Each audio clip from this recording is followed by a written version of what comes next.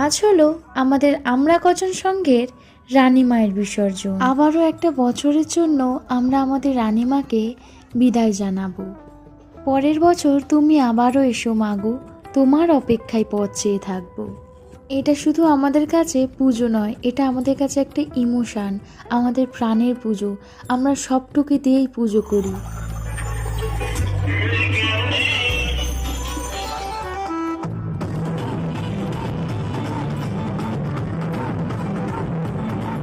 দুর্গাপুজো প্রতিটা বাঙালির শ্রেষ্ঠ উৎসব, আর আমাদের শ্রেষ্ঠ উৎসব আমাদের রানী মায়ের পুজো। পুজোর এই 4টে দিনের জন্য আমরা পুরো 365টা দিন আমাদের রানী মায়ের অপেক্ষায় পথে বসে থাকি। মায়ের পুজোর বিভিন্ন কাজ করে থাকলেও মাকে কখনো মিষ্টিমুখ করা হয়নি।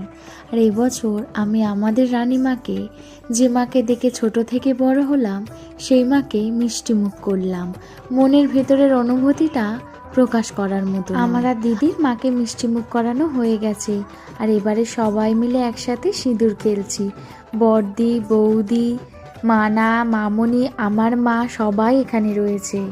বিয়ের আগে সিঁদুর খেললেও বিয়ের পরেই প্রথম সিঁদুর খেলাটা যেন একটু অন্য রকমের। সবাইকে সিঁদুর দিয়েছি, কিন্তু পলকে এখনো সিঁদুর দেওয়া হয়নি, আর ও কিন্তু আমাকে দেয়নি। ও একটু লজ্জাই পায়, কিন্তু আমি বললাম লজ্জা পেয়ে তো লাভ নেই, আমি তো তোমারই বউ রে বাবা।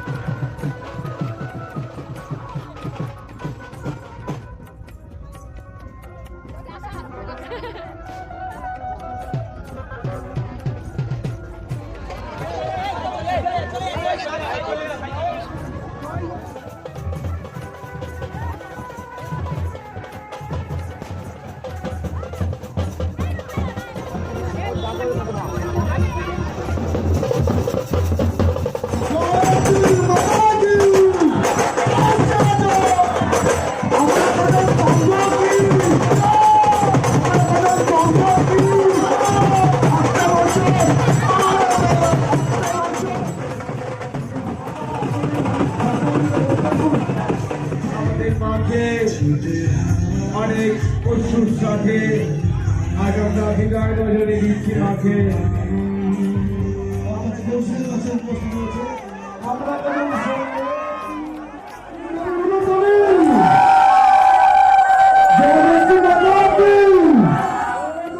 সবাইকে শুভ বিজয়ার আন্তরিক ও প্রীতি শুভেচ্ছা।